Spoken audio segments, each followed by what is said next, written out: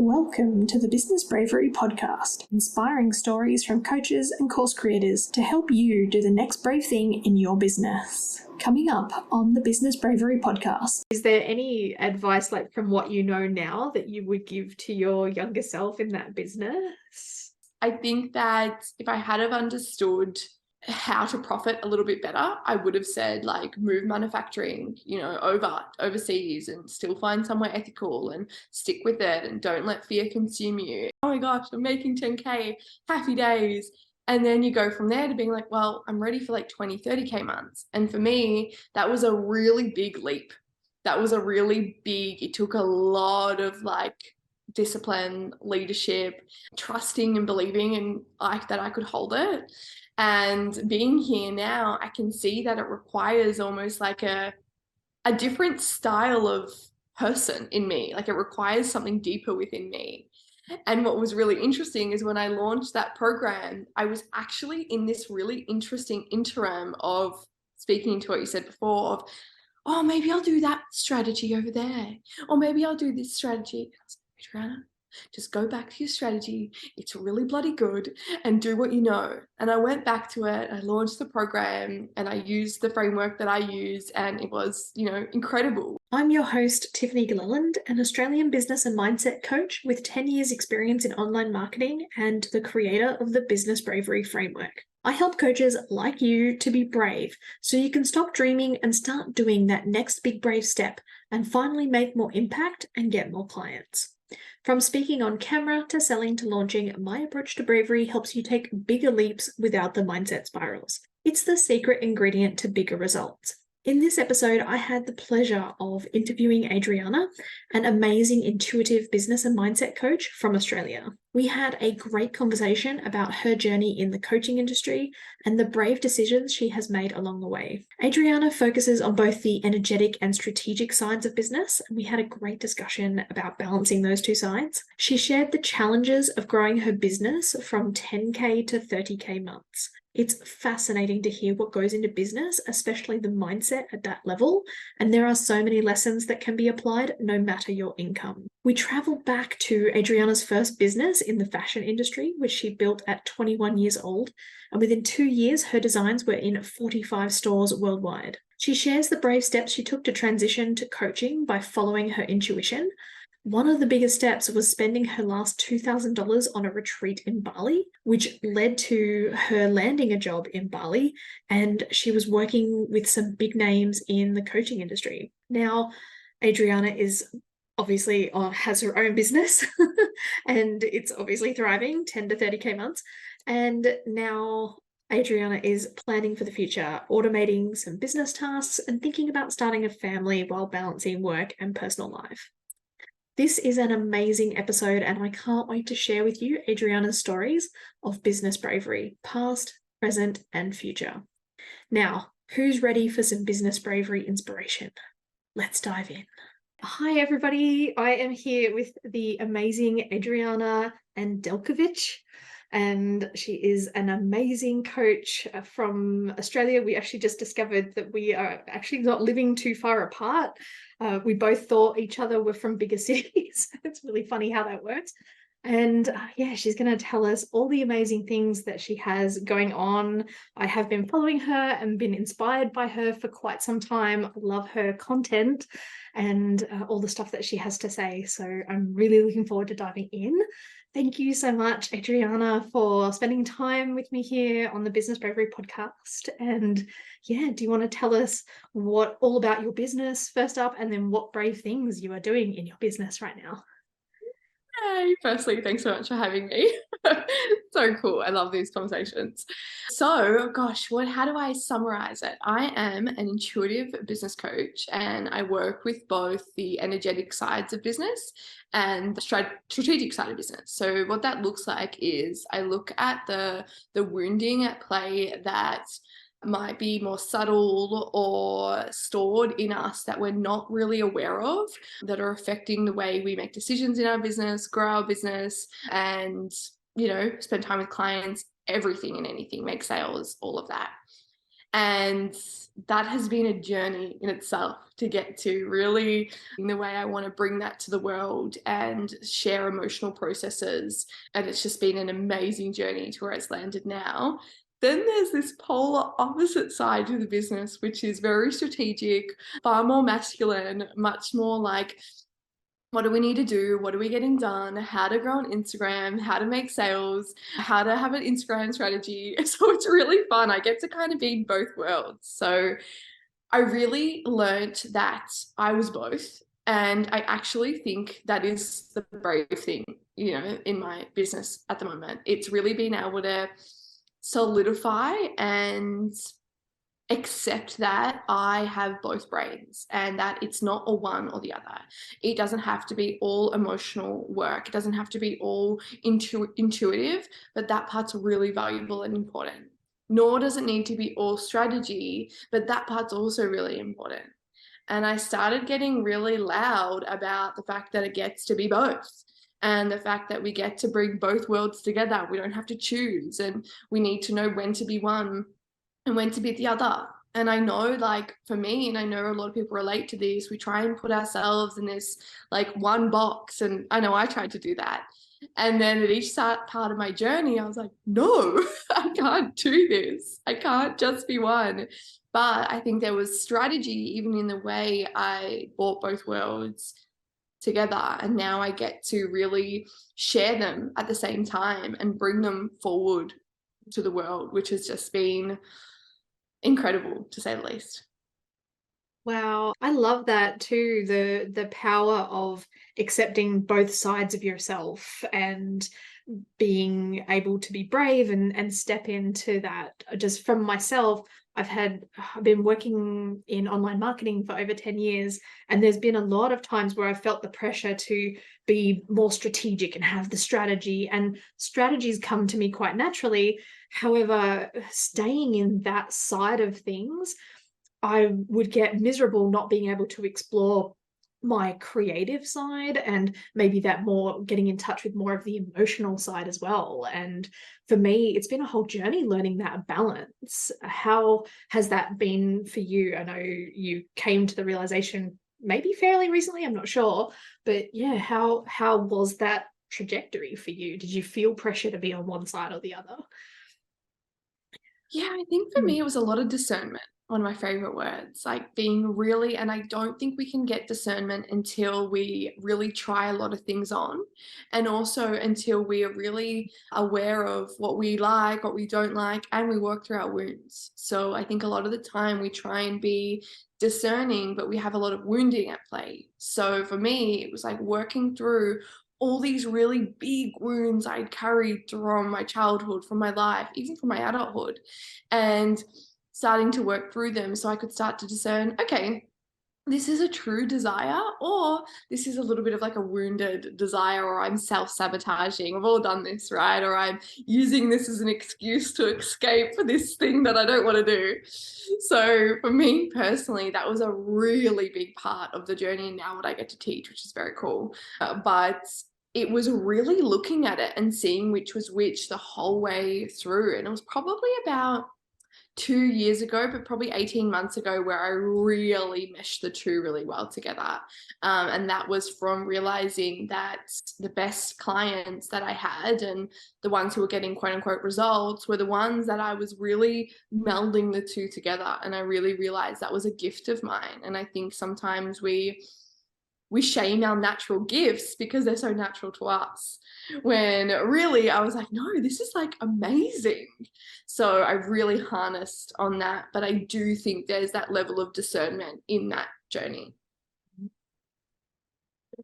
Oh, excuse me. Wow, that is so powerful. Discernment. Yeah, I'm going to be thinking about that all day, actually, for me. There's definitely times where I could have used a bit more discernment rather than following particular emotions, or, following at times what I thought I should be doing in my business because that's what everybody else is talking about. And especially when it comes to marketing stuff, a lot of the time there's a big lean towards, oh, you're just missing this one part of the strategy. And so it can be really easy to to fall into that. And, Yes. So yeah, oh man, that is amazing. So yeah. So are there any other brave things that you are doing in your business at the moment? I'm sure we talked about like you had a pretty big launch or something really recently, didn't you? Like Yeah, so I launched my new group program, which was amazing and going beautifully. And I think that the piece in all of that for me was, which I think is what we spoke into, was not only closing down an old container and to start this new one, which felt really big because it is a majority of my personal income, but it also is the scaling that's come with it.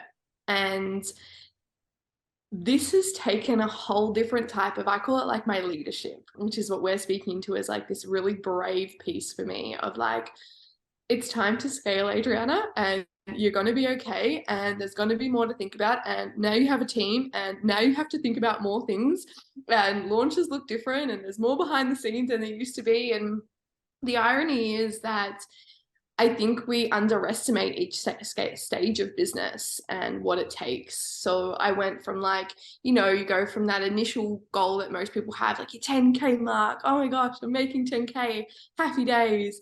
And then you go from there to being like, well, I'm ready for like 20, 30K months. And for me, that was a really big leap. That was a really big, it took a lot of like discipline, leadership, trusting and believing in like that I could hold it.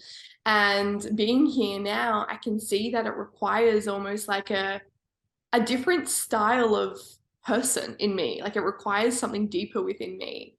And what was really interesting is when I launched that program, I was actually in this really interesting interim of speaking to what you said before of, oh, maybe I'll do that strategy over there. Or maybe I'll do this strategy. Adriana, just go back to your strategy. It's really bloody good, and do what you know. And I went back to it. I launched the program and I used the framework that I use, and it was, incredible. And there has been challenges from it. There has been things to tidy up. There has been moments where I'm like, oh, that isn't exactly how I wanted it to be. And I've had to be really honest with myself, and I've had to have the courage and the self-honesty to clean stuff up. And I think we forget this happens behind the scenes in business. We see these really cool big launches and, I did 77K in sales and all these cool things and, 30K months.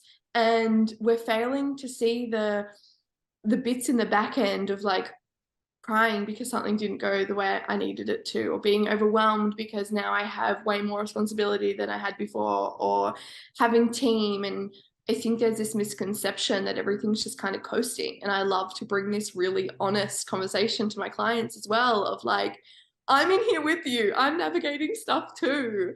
And I think that's just a beautiful thing to honor. Yeah, absolutely. I'm so glad that you've been so open about this and talking about it, just because from my perspective, for so long for me, I often had the thoughts of, oh, when I'm making those big K months and things like that, then everything will be fine. Like, that's, I just have to go through this kind of this stress, or maybe even like this hell right now while I'm working things out because it's all new. And then yeah, it's always like, and I think it was one of the things that held me back for so long from growing and from doing these things. And yeah, I was just wondering, like, from your perspective, like, what were some of the things that you had to change to make that leap from the 10K months to the 30K months? Because even for people listening who aren't at that level, I'm going to bet it's going to mirror some of the stuff that you had to, like, it might look a little different, but it's still some of the stuff you have to work through to get to the 10K months in the first place, right? Yeah. Totally. I say to a lot of my clients, I say it's online on my Instagram all the time, like the fundamentals are actually the same. And I think when we let that actually land, we're like, oh, okay, it's not that different. So a few things that I love to hammer home, and I don't know if we can fully understand them in our bodies until you're in them. And like, in 2 months, someone listening might be like, oh my gosh, that's me now. One is staying power. you know, I think that we think we only need staying power at the beginning of our businesses. And what that looks like for everyone is different. But that means when things get tough, you don't run from it. When things get tough, you don't automatically change your mind or be too emotional in your business. It's this, I call it your CEO, you know, your CEO hat, your business owner hat, your big girl pants. You put them on and you say, this is hard and I'm going to figure it out, because business is hard. Business is, you know, up and down and left and right and all the things. And often my clients would be like, I just want to quit. I'm like, yeah, me too sometimes. That's okay. Like, you know, what does it say when you put your big girl pants on? What's the answer? Oh, okay, it's that. Great.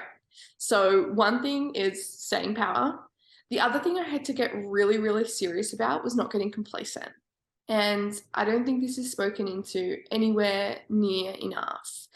I got really complacent in my business. I scaled mid last year, and then I was like, amazing, this is amazing. It's all working. I'm here.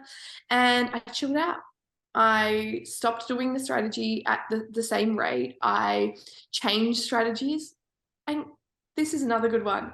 Don't change a strategy if it's working. I don't know what I was thinking, you know. I've got this great strategy, hit my, you know, biggest months, and then I'm like, I'm going to change it a little bit. I can speak into it now and laugh, but at the time it was very funny. And I was like, what is going wrong? What's happening in my business? And I changed this strategy. And I think if something's working, double down on it. Don't change it. And don't get complacent. So that's kind of 2 in 1. Don't get complacent and double down on what's working. I think complacency happens in business when we're kind of like, you know what? I'm good here. Instead of being like, I love where I am and I'm hungry for more. And that's where I like to play at. And then when I honored that, I was like, oh, I'm so excited to keep creating. And I also think my 4th part would be, I have a bazillion I could say, but my 4th one would be having that, sounds so cliche, but having that vision, but make it about you. I think so much in business, we're like, yeah, I want to help the world. And those things are amazing. And yes, they count, but also you get to make it about you. I say to my clients, a lot of mums, what if you get to make this about you and what you want for your family and what you want for your values and your vision? And they're like, oh, I feel like I have so much permission. Yeah, gets me about you. So I think that helps us as well. And that really helped me in growing when I held on to something that was beyond me, you know, and beyond what I was creating. It was like bigger than that, and being okay with that. Yeah. Oh, wow. So many amazing points. And do you mind if I ask, like, what was the strategy that was working well for you? You don't have to give it the whole game away, but, and then like, what were you shifting to, just sort of in realistic terms, just to give us all a picture of like how that was from you, from your perspective? So yeah, so interesting. And like, I give so much on my Instagram. I love giving people the juice. I'm like, here, have it. Do the thing. So for me, it was really, I use a really beautiful DM strategy, which is interesting. I don't like calling it a strategy. It's just a connection piece. And it's interesting because we jumped on this podcast because I messaged you. And we ended up having a really beautiful conversation. Then we were like, you have a podcast. And then we were like, oh, cool, I love being on podcasts. We'll be on your podcast. And I think that people see DMing as really one-dimensional, as this like, oh, I only want the sale. And whereas it's actually just about connecting. You know, I've been invited on so many beautiful podcasts. I've made friends.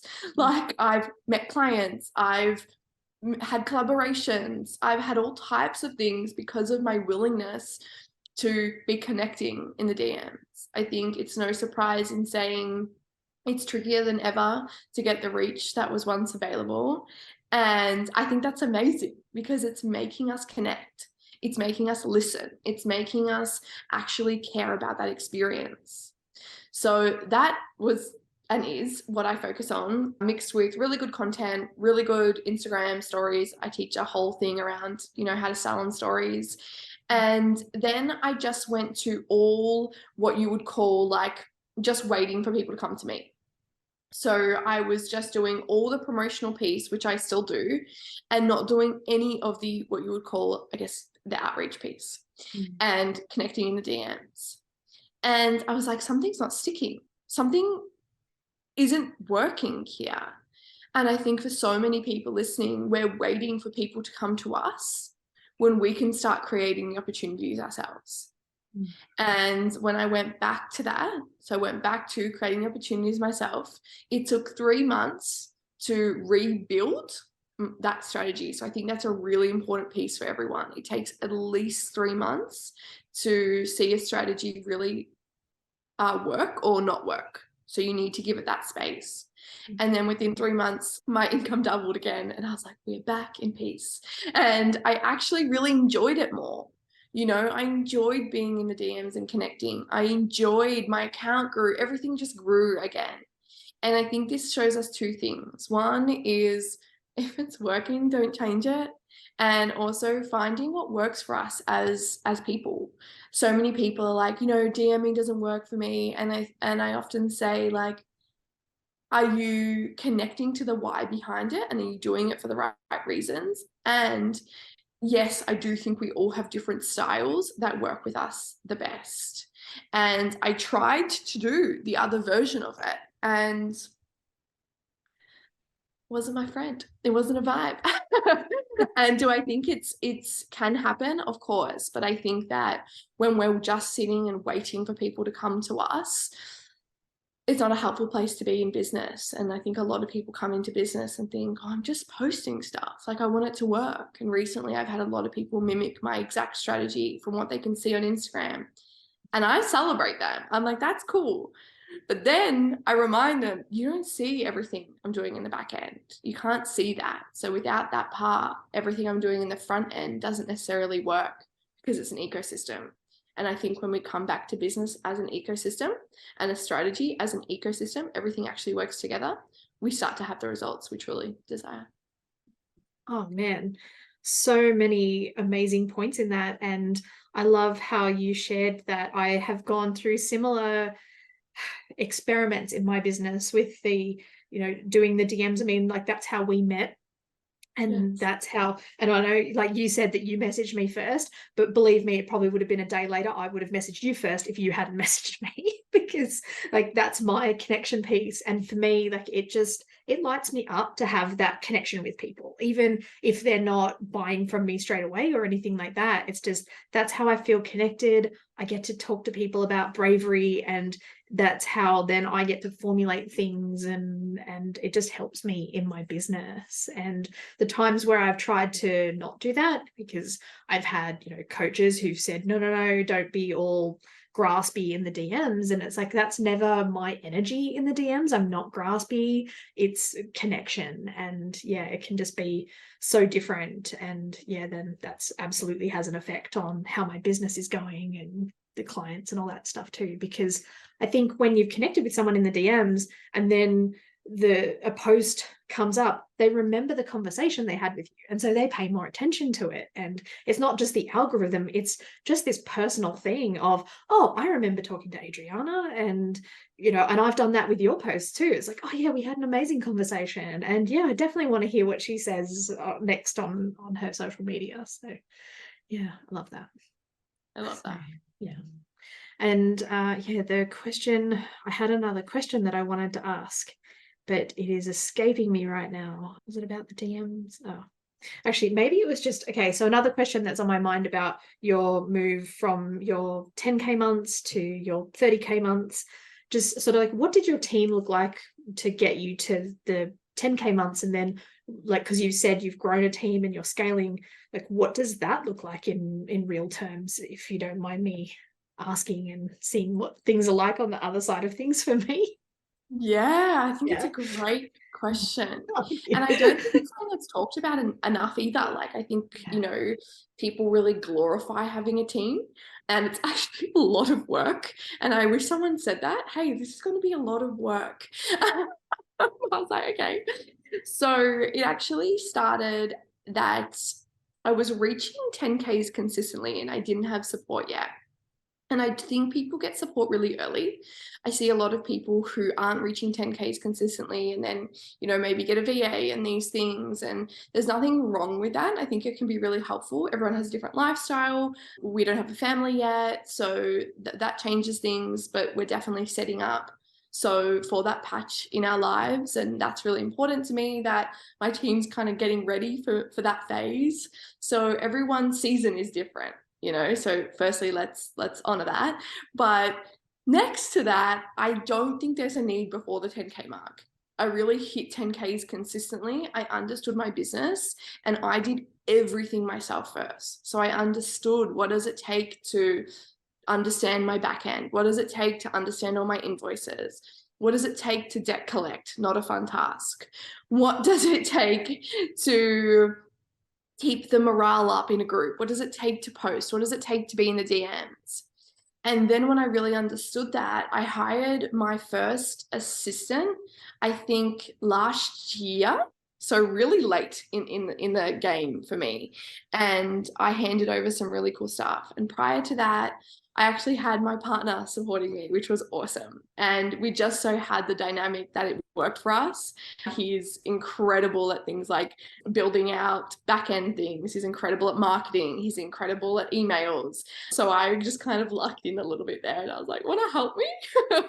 Because things were kind of growing like wildfire and I was a bit in over my head at that stage. So first I had his support. But I really realized how hard it was to delegate to him. There was so many things. I was like, oh, just do it. Oh, don't worry about it. Oh, I could do that better. And we learned so much about having support. Then I hired my amazing first assistant. She's moved on now, but she was incredible. And she was just like to me, you were so organized. You were so good at giving me stuff to do. Everything's so good. And I really realized that wasn't a common thing. So we set her up with some really good stuff in the back end, really good tasks. She's changed careers a little bit now, but had her for a while. We built an amazing relationship to the point where we cried when she had decided to move careers. And now I have she's more of a manager. So that's changed again. So different to just having a VA or an assistant role, she's running more of like the projects, she's putting forward ideas. And that's also a different thing to have, because for me at this stage, it's really about releasing some control. I'll get emails and I'm like, I didn't say that. And it's her. Like I'll see things pop up in my Facebook group about, I didn't post that, it's her. So it's a really different style of allowing someone to have some freedom and responsibility in your business and kind of take it to the next level. So that was different again from an assistance role. So that's kind of been the journey. And now it's really a matter of setting business up. So next year we can begin the next part of our journey. And I don't have to be so in the business once. I would imagine to all the mums listening, you're nodding and being like, yeah, you're going to need it. So that's kind of the next thing we'll work on. Yeah, absolutely. Wow. So as part of that, then are you hiring more assistants to come on so that you're like getting that foundation for scaling growth? Is that kind of the plan, or? Yeah, we're kind of nutting that out because I would love my partner's business is really taken off, so he doesn't have the same amount of time, which is amazing. What's his business? If you don't mind me asking. He does Twitter growth. So he teaches people how to grow and monetize on Twitter, nice. Which is amazing, by the way. So if any men need help there, really, really incredible. I'm like his best spokeswoman because we're, really, really good at it, but it's definitely something that's really taken off. So we kind of want that to be able to be, our own focuses. So what we would love is probably another style of what I think is helpful for people to recognize is like if you have someone in more of a management position, eventually they're going to need someone who's doing more of the do. So think about like interacting on your Instagram or sending I do all my DMs, sending emails, sending any of those things. What we might have in play is more of like an assistant. So then you would have like an assistant, and then you would have a manager, and then you would have you at the top. And I don't think that's necessary all the time in businesses, but I do see how at this stage it would be really helpful. And to be honest, there's some stuff I just don't like doing. And that's not my strong suit. So, and you know, then stepping into the next season of life, I won't have that same amount of time that I have been blessed with this last few years. Yeah. Oh, nice. Yeah. I know for me with kind of my background and journey, like I was working in management in IT and then in marketing and stuff. So for me, having other people as support, I don't mind that. Like I've never been the kind of entrepreneur that is like, you got to talk me into delegating and things like that. It's like, I'm ready for the delegation. You know, I can't wait to set up the system so it makes it easy to delegate and that kind of thing.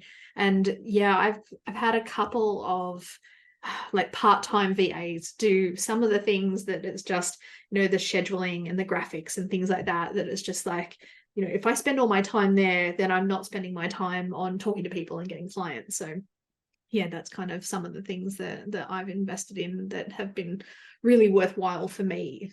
Yeah, even though I didn't hit the 10K months before I was at that point, just because that's just, yeah, not my journey. Yeah, I would like it to be my journey, but I can't juggle everything. Like, I mean, you guys who get to those 10K before hiring people, I think, you know, I even heard one of the bigger entrepreneurs, I think like he was hitting 6 figures before he hired his first VA. And I was just like, oh man, I admire you guys, because I'm just not that, I can't handle it all. And I know that about myself. Yeah. Sorry, what was that? Yeah, I think both are perfect, you know, especially if you know what you need to hand out. Like, you know, it sounds like what's happened for you is like you knew what you needed to hand over, and I think that's a really cool thing to know.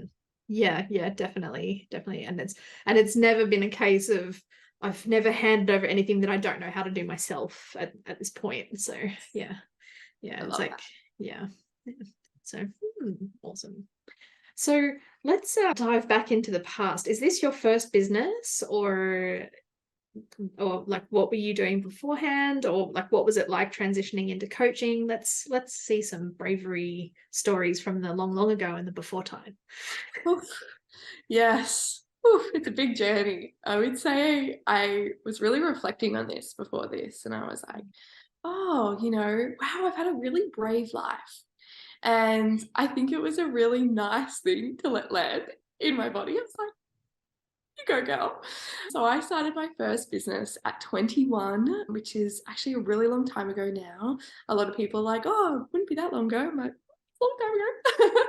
So it was a beautiful, beautiful season of life. My dad passed away when I was 2 weeks before my 19th birthday. And that was huge. You know, I'm 18. I just stepped into the world. I was going to start going to TAFE and study fashion, all these things. And then that happened and kind of blows up your life, as you would imagine. And then I was like, no, I'm opening a business. I'm doing this. And everyone's like, you've been through a lot, you know, maybe get a job first, maybe do this. And I was just like, no. And my dad, bless him, was an amazing entrepreneur and really built himself from nothing. You know, we have Serbian heritage, and that a very poor country, and, you know, experienced war and moved here with the, you know, cliche, came with nothing but with the shirt on my back kind of story.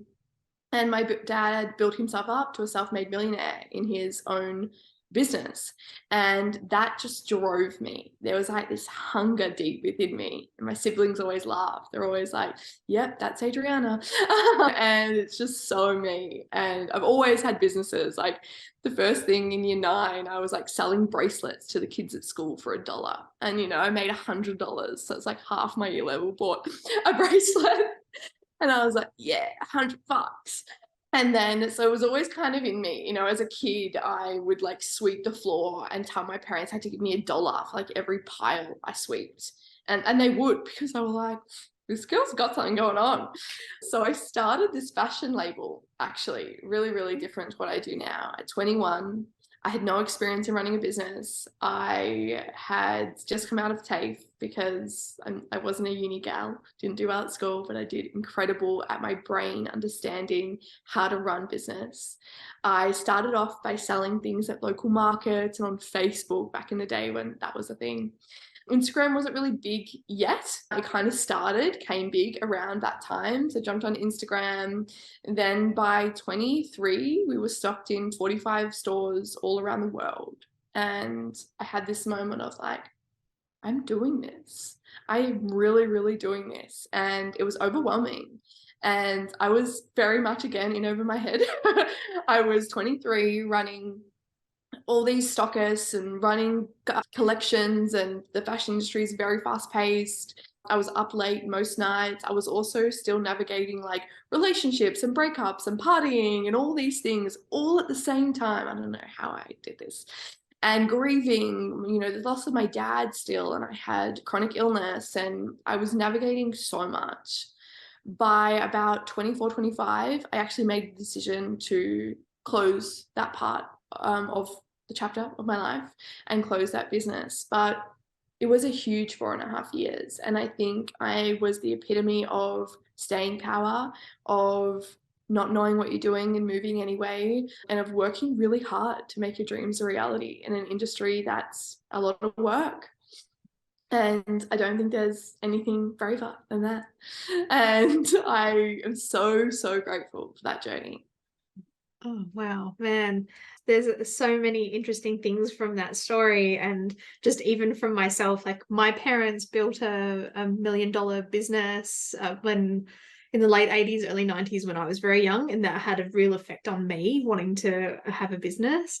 And yeah, I tried a few things in my early 20s, but I did not have the confidence behind it. Things were like the internet was not easy in the early 2000s for me. and yeah, it's just really funny about those kinds of things. And just I really resonate with so much of your story, and just that whole having your own business. It's always been a dream of mine too. So wow. And just all of the bravery. And then in the fashion industry, like, isn't that one of like the hardest industries to make things happen in? Because like, just all of the moving parts. And then, yeah, I'm not sure, like margins are hard and some of that too, right? And like you said, so fast moving and stuff too with, yeah. Yeah, so such high overheads. That was definitely the hardest part in the end was, yeah, it was just so hard to profit. And I didn't know what I know now, but yeah, such an intense industry. People warned me, but I was like, no, it's my dream. Well, yeah, I mean, you've got to do it. You can't just listen to other people who tell you no. I mean, sure, I did that for a long time, but yeah, being where I am now, it's like, I think you've got to try when you've got those dreams. So, yeah. Absolutely. Is there any advice, like from what you know now, that you would give to your younger self in that business? I think like I would have said, actually, I love the journey. I love that I shifted careers, but I think I could have stayed. I don't think I was meant to, because I do think I was meant to shift to this more service-based industry. And there may or may not be a dabbling in that industry coming my way. We'll watch this space. Some secrets. I think that if I had have understood how to profit a little bit better, I would have said like move manufacturing, overseas, and still find somewhere ethical and stick with it and don't let fear consume you. I think that it started getting so bigger than I could handle that I did let the fear consume me. And I would say like that discernment piece that I didn't really have yet between the fear and the intuition. But I also think it was an intuitive move, because my journey to the service-based industry was so amazing. So I think there was a purpose in that. The other thing I would probably tell myself is that I was better than I thought at it. I was constantly, right? I was constantly looking at everyone else. I was, young at this point. I'm 22, 23, like constantly was like, oh, that person's a better designer than me. That person's marketing's better. That person sold more in that sale. And I would just say, girl, give it a rest. Oh, man. Yeah, gosh. I mean, God, I spent decades doing that kind of stuff to myself, so I really understand that one.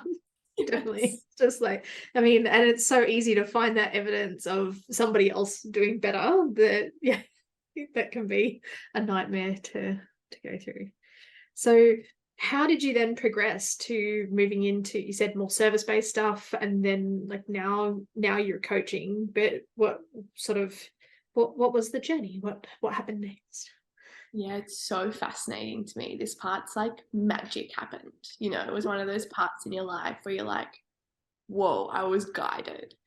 So I had this knowing to shift, and I got told really clearly from what I now understand as like a guide from a spiritual perspective, but at the time I had no idea kind of what was going on, to take 3 months of nothing. So 3 months of working only 3 days a week, like enough just to like live, and then the rest just to be nothing. Don't start another business for 3 months. Because in true me fashion, I was like, I'll just start another business tomorrow. So I listened. And I think this is really cool. I listened at every stage. It made no sense. I was not where I am now in terms of understanding guidance. And I was like, okay, I'll just do it. I'll just do everything that it says. And I'll wait 3 months. I worked 3 days a week in my brother's company. It was pretty like mundane office kind of work, but I made it amazing. You know, I showed him that I was like what I was really good at, and like I took on all these extra projects, and I was like, I'll make this kind of fun working in an office. And that was kind of what it was. I did that for a while, and then I started realizing just how intense my psychic abilities were. And this part was really fascinating. I started realizing I could like see spirits. I started realizing I could see people's family members that had passed and tell them these really articulate messages. And I was like, there's probably something to this. I'll explore it. And this was a really big part of my journey. And I ended up just saying, and I realized also I was really good at business. So one day when the 3 months had passed, I was like, I'm going to send everyone a message. I actually did a post on this on my feed. And it was 2018 by this point, because I found screenshots of this exact message the other day. And I sent everyone a message and I said, hey, friends, fam, I'm trying on this new thing. There's 2 types of sessions. It's totally free. Only do it if you're a hell yes. One option is like more spiritual. So if you're into that, book for that. The other option's more like practical business, goal setting, blah, blah, blah. Pick which one you want. Let me know in a reply and I'll book you in. And I sent this out to like everyone I could think of, my sister's friends, my family, my cousin, my friend's friend, like everyone. And the reply was insane. And I was fully booked with free sessions for 3 months. And I was like, okay. And I think that so many people are unwilling to do this part now. I see a lot of this come into the industry and just be like, I want people to be paying me. But that wasn't the case for me. I got really good at my craft. I really practiced. Psychic work is not black and white. I mean, I learned that the hard way. There's complexities to it. There's a lot of dark work in there too that I wasn't prepared for. And I loved that journey, and teaching people business was complex. And I had the framework of my business, but you know, it was different. And then one day I got this message to go to a retreat in Bali. And I was like, all right, I've listened to everything else. I'll book the retreat. So I booked the retreat, I'd done the free sessions, blah, blah, blah. This is all kind of happening. And I went on the retreat. I come home, like, that was amazing. I go back to the office job and I'm like, yes, I'm going to do this work. I'm going to help people, all the things. You get all pumped. And then I got a phone call from the guy who ran the retreat. And I was in the car park of the office job. And I was like, yes, like, hello, super weird. And he was like, we want to offer you a job. We want to fly you to Bali. We want to pay for your flights, accommodation, visa, and we want you to work for us. And I was like, you have to be kidding me. And I really think this was the universe, whatever we believe in that's higher than us, is way of being like, if you follow the nuggets, we will reward you. They don't make sense yet. You have no idea where they're going. You have no idea what it means to do intuitive work yet. You have no idea where these free sessions will take you. You have no idea where this retreat will take you. And it was like my last like $2,000, by the way. Not that I had many expenses at the time, because I was, you know, when you're young, you kind of don't have crazy expenses, but it was like the last of it. And I spent it and I did it. And then, you know, March of that next year, because it was at the end of the year of 2019, I packed up, moved to Bali and lived there for 12 months and was able to work for incredible people who are doing really big work now. People like Joel Brown and Emil and all these beautiful people doing big work in the industry. And I was able to learn from them and experience them whilst I grew my business. And then at that time, my business really took off, and I was able to wrap freelancing up and start full time in the coaching business. And the rest is, how I ended up here.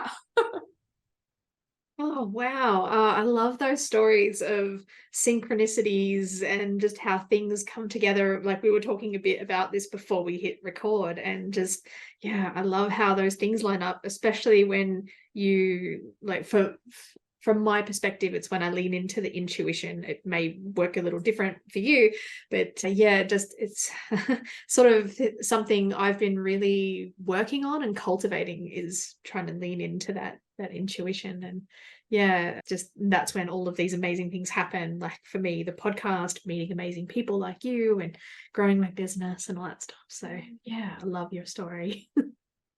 Pretty wild, pretty cool. Yeah. Awesome. So yeah, what's been one of the biggest things you've learned along the way through all of these transitions, or yeah. I think the biggest thing is, and I was actually going to mention this before, is that things are hard for people. Like we're not the only one that things are hard for. I think that we look at things and we're like, this is hard for me. Changing careers is hard for me, or growing this business is just hard for me. And I think something I really learned is to hold duality, and how to hold that it was hard and amazing at the same time. That I was scared and I was excited. That I wasn't listening and I was simultaneously also listening to my intuition. And there's something really powerful about that. Also in this journey, there was nights where I didn't want to do it anymore. There was nights I didn't even want to be here anymore. There was nights where I just cried. I was also suffering from a chronic illness. I had chronic fatigue and adrenal fatigue through this whole journey. And there was times where I was like, how do I hold both? And I think when we can accept that everyone is in a challenge, but also thriving and moving toward the goal, we don't become as much of the, oh, but this is hard for me narrative. And that was huge for me in experiencing, I think, what I've been able to experience, and just being like, I'm not special. Like, the problems I'm facing, they're not that special. They're just kind of some human problems. And how can I hold them and move forward, but also know that I'm amazing and I am special? So it's such a dualistic experience. And I think when we can lean into that, something really special happens. Oh man, I love that too, especially because so many of the guests on the podcast have talked about that duality as well. And it's like, yes, it was amazing and it was terrifying, or it was amazing and awful at the same time.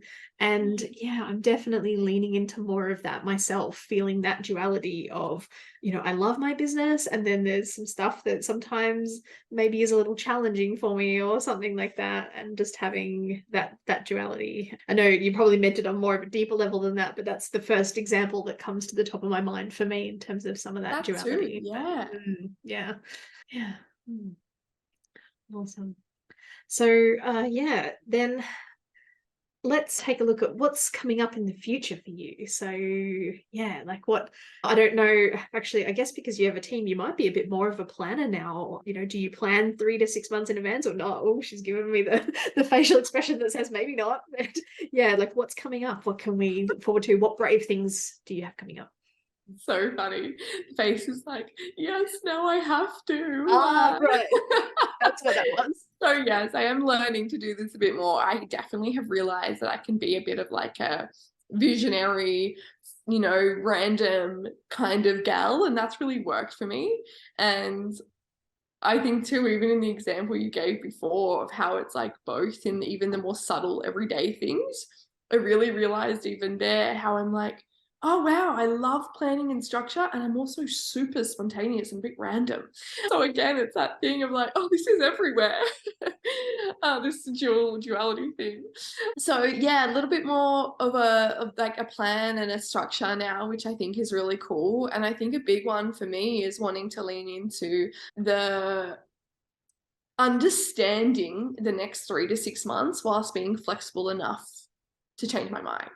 And being like, okay, yeah, it's such a big piece. And understanding that, yes, I can set my, you know, my support and my team up in a way to be like, you know, we're setting up more email sequences, we're setting up more automations, we're setting up all these things that aren't my strong suit, and just be like, okay, I get to oversee this for the next 3 months, but it doesn't have to bog me down. And how can I be the best leader in that? And that's been really tricky for me, and actually really a big piece to be like, you know what, I am okay that this isn't my strong suit, but it is other people's. And it is part of what I want to do to grow. And the other piece I think would say is, you know, like I mentioned before, I'm wanting to start a family and wanting to do all of those things next year. I think that big conversations my partner and I have had are like, oh, this isn't going to look the same. You know, right now I have this luxury of like, I work a lot, I do whatever I want. That's going to change. So a big part of the planning, and I think there's, you know, it's a pretty brave move to be like, let's start this thing, let's do this family thing, is to really set myself up and us, you know, up for success in that space. And so I can be stepping back a little bit, but still hitting these big months and making this income whilst, you know, doing it the way I really want to do it, which is very much full-time in that mode. And that's something that's really important to me. And I think it's different for every woman, but really starting to get real with what I value and what I want, and not let it just fall by the wayside. And really be intentional about, okay, and I think this is the case for so many new mums or mums to be or current mums, when we set ourselves up for success, I think that it can take some of the burden off. So it's a really big thing. Yeah, so is it just, having that plan, is that what you consider setting yourself up for success? Like, what else goes into that for planning this next life phase for you? Yeah, I think for me it's two-phased. One phase is like the vision and the plan. So it's like, okay, cool. Maybe we need things a little bit more automated. Like things just kind of grew for me, so they were very manual. Okay, great. Like, and I'm very literal as well. I'm a conundrum. I'm like both worlds mixed together. So in the literal part, I'm very like, okay, cool. Well, doesn't make sense for it to be so manual anymore. How can we make it more automated? So that's kind of more of the structural part. And then I think there's more of the visionary part. And that's more like, oh, okay, what are the things that I want to play with? What are the main offers I want to have? What are the main people I want to work with? Okay, what would make sense? Oh, and my brain naturally, I'm a projector, so my brain naturally just sees like the whole bird's eye perspective really, really quickly. And so I can see this whole bit of the business, and I'm like, okay, cool. It makes sense to have the group program thriving with about this many people. Well, I still want to keep this many privates. So that's kind of this bird's eye visionary part. And then the other part is more, maybe let's call it on the ground. Like it's the little things, it's the automations, it's the way a client onboards. So I think it's important when we're quote unquote planning for our businesses that we have the vision for both the macro and the micro. Yes. Oh man, I agree. And I'm just loving this conversation about the duality and everything, just because I've been feeling into that more. And yeah, myself, I've never felt comfortable one side of things or the other. And yeah, I love that. And I can definitely see that whole like the bigger vision, and then also having some of the details and the micro sorted out as well. And yeah, I love that. Yeah. So do you mind if I ask you, I mean, like I know from my perspective, I don't have kids. That's not how my life worked out. But I know for like a lot of entrepreneurs, like I find it really interesting. I hear them like planning, like, are you going to take maternity leave or some sort of break from your business? I find this really interesting, even from my perspective, because it's like, if you can organize things to take a big break from your business, well, why can't I do something similar if I need to? And I'm just fascinated by the plans and the mechanics behind that. And yeah, is it okay if I ask you about that? Yes, Yeah. totally. Okay. Oh, I love it. I love these conversations. I think they're so fascinating. And I always say, like, when I talk to people about this, like, these are ideas. Like, I'm not there yet. And some women will have a different view, and some women will be like, oh, it didn't work like that for me. And I think that it's really important that we take the bits that we like And in your case too, in what you're sharing, what I'm hearing for you, and like I'm sure other people listening, is like, oh, how can like I do this in my life? You know, I want to go for a 2-month holiday. I'm going to do it. You know, whatever that looks like in other people's worlds. I think that we feel like so rigid, like it has to look like this. I can only do it if it's like time off for a baby.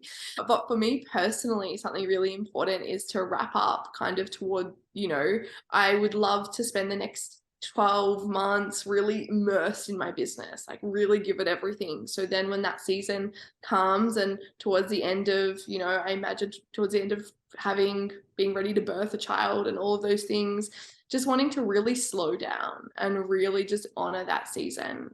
So for me personally, and especially once we, you know, small human is in the world, I really want to step away. I probably won't be sharing at all, I would imagine, knowing my character thus far. And I love to just immerse in the season I'm in. It's something I'm very good at. In the past, it's been more from a wounded place, but something I've worked on. And for me, it's really spending that 2 months just in this beautiful bubble. And I don't really want to be sharing. I don't know if I'll even be sharing much at all. I don't imagine I will.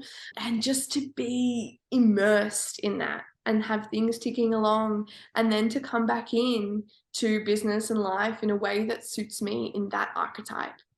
I think a lot of the time we try and be a different archetype. You know, we try and still be, in this case, we're speaking into the maiden versus the mother. And I don't think we can keep showing up in our business as the maiden anymore. And I imagine I'm already starting to have a grieving process, you know, around those differences and starting to honor that, okay, this looks different now. So that's personally what I feel like it would look like for me at this stage, and, you know, what we've kind of talked about. But I think that too, like you shared, I feel like we can take this for ourselves no matter what. You know, I think that there is seasons where we're like, you know what, I want to travel next year. I'm just using that as an example. And I want to kind of have a chunk of time where I'm really removed from business. How can I be okay with that? But also, how can I be realistic? Is that the season I'm in? So I love looking at it from a seasonal perspective. Yeah. Oh, I love that too. Actually, embracing the idea of seasons and ebbs and flows has been kind of a godsend for me in my business, because for the longest time I was just trying to be go, like what I thought everybody else was like go, go, go. They were doing it all. And for me, like you mentioned that you have dealt with chronic health condition. I have some chronic health conditions myself. And when I do that go, go, go, that's when my health goes tap, tap, tap on the shoulder. No, we're going to be slowing down now. So it's like I've had to learn balance and ebbs and flows and things like that too. So yeah, I love embracing that idea of seasons. I love that. Yeah, I think it's so important. And I think too, speaking into that illness and chronic illness and people who have experienced that, for me, you know, it was really about making sure I was processing all my emotions along the way. And what I realized is when I got too in the do mode, I forgot to like process sadness, process grief. And I spend a lot of my time now, too, it probably helps because what I teach, processing my emotions, feeling through my emotions, understanding the wound at play. And I believe that a lot of what has supported me in coming out of different illnesses is giving that the time of day it deserves. Oh, wow. Yes, man, that is so powerful. And actually, even as you say it, I realized for me, when I learned to process my emotions better, definitely had an impact on how many flare-ups I had of chronic pain and stuff. Yeah, I didn't think about it like that until you said it. And it's like, oh, okay. Oh my gosh. So many powerful things for me on here, guys. So yeah. Thanks. It's actually amazing. It's a life-changing way to start looking at it, for sure. Yeah, absolutely. Oh, so powerful. Okay, so is there anything else that's coming? Like, are you launching something in the upcoming or anything like that? Any juiciness that you can let us know that's coming down the pipeline for you? Oh, so many things, always. So one cool thing I'm actually focusing on is more of that emotional work on its own. So it's funny that that just came up as well. So what I've started doing is I've taken on, which is the first round of this, I did just emotional clients with no business in it. and it has been profound, supporting people with chronic illnesses, supporting people to fall pregnant, all through just the lens of emotional work and really deep trauma work, which is actually something I used to focus on more and then shifted and really realized, again, the duality of life. I wanted to bring it back and have both. And it has been a profound thing to share with these people, and really just working through trauma, working through what's stored in the body, working through emotions to overcome really, really big things. And some clients have bigger things, some have smaller, whatever it is perfect. So that's one really cool new thing. That's like just for now private work that I take on a few of, which is exciting. And the other big thing is definitely my group program and really building this out to be what it is. And it's really growing into like almost a hub, I guess, of being able to do the emotional work, being able to have all my strategies, all my frameworks. We just built out a master sheet, which is this sheet of like every single thing I do on Instagram and the mechanics of like how to do it. And it's taking me hours upon hours, but it is phenomenal. It's still being built, but we've just shared that with the girls and really supporting people to get to those 5K, 10K months, but not just have it be about that. Have it be about becoming a leader, becoming a business owner. What does it take to keep showing up? What does it take to work through and discern things? So that group program is a big, big focus of mine and ours as a team right now, and just treating it like nurturing it like a little baby and being like, okay, this is our product, and giving it the intention and building it out and making it really cool. So intake again, we'll start for that shortly. So super, super pumped about that. Oh man, oh, that's so excited. And I'm looking forward to following along. And oh man, yeah, I'm so excited to see that all come into the world and all that stuff too. So awesome. Love that. Yes, thank you. It is. It's really exciting. It's cool when you start seeing everything kind of work together and like evolve, and you're like, whoa. But it also has taken lots of like that mixture again of the intuitive hits, which bringing on the emotional work was definitely an intuitive hit, and that structural piece of like, okay, how can I make this product of the group really, really good, really, really seamless? So again, it's been this like both journey, which has just been fascinating to watch it happen again. Oh man, I love that. Okay, I have one last question that I ask everybody, and that is, if there is somebody who's listening to this who is dreaming of their next big brave step in their business, maybe it's launching their group program, maybe it's their podcast, maybe it's just getting on camera or telling people they have a business, a coaching business, what would, and they're holding themselves back from that. They're feeling it's not the right time, or they're trying to get started, but they're confused. It's just, they can't find a way to take action. What would you advise to that person? What would be your advice? That this too shall pass. Don't take it so seriously. Yeah, like I think we spend so much time taking every step of our business so seriously, like that launching a website is going to change everything, that doing the post is going to change everything. It doesn't.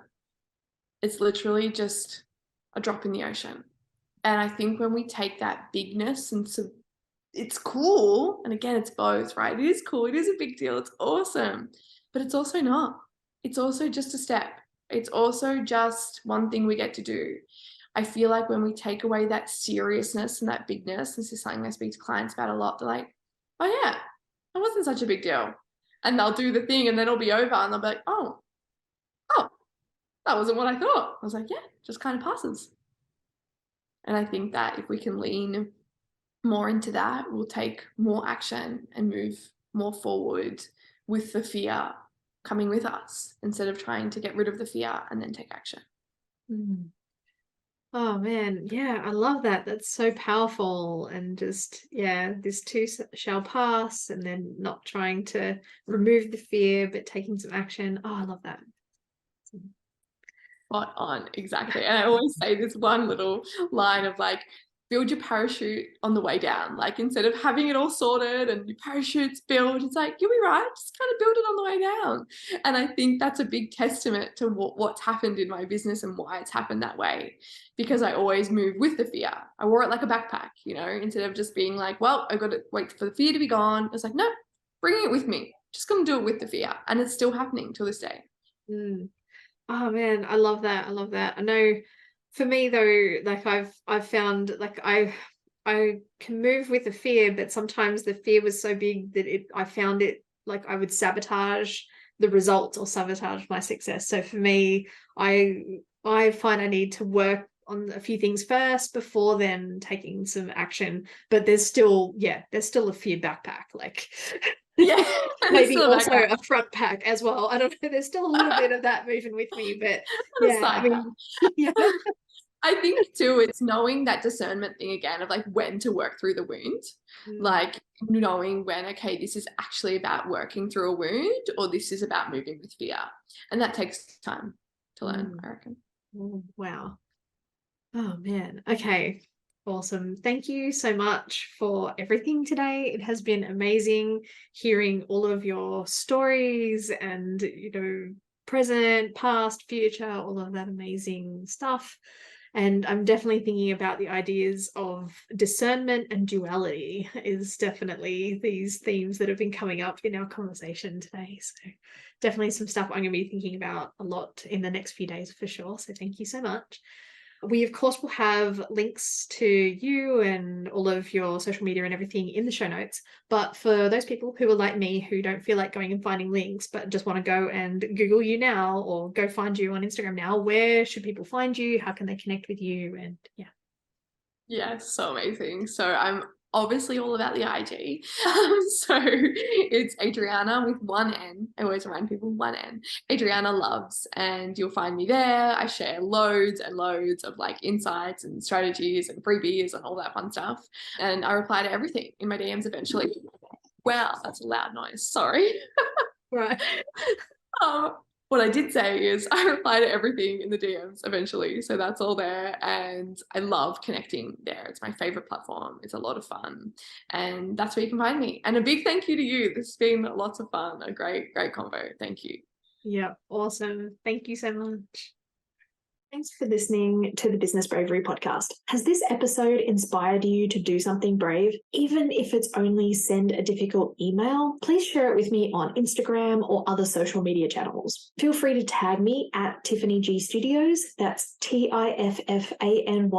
G for golf, STUDIOS, no spaces, no underscores, etc. Or you can use the hashtag Business Bravery Podcast so that I can cheer you on and together we can inspire other coaches and course creators to do brave things in their business and life. Now, I'm Tiffany and I'll leave you with this one last thing. What's one brave thing you're going to do today? It doesn't have to be big. Even the smallest steps can create the most massive results. So again, feel free to share it with me either publicly or privately so that I can cheer you on. That's it from me.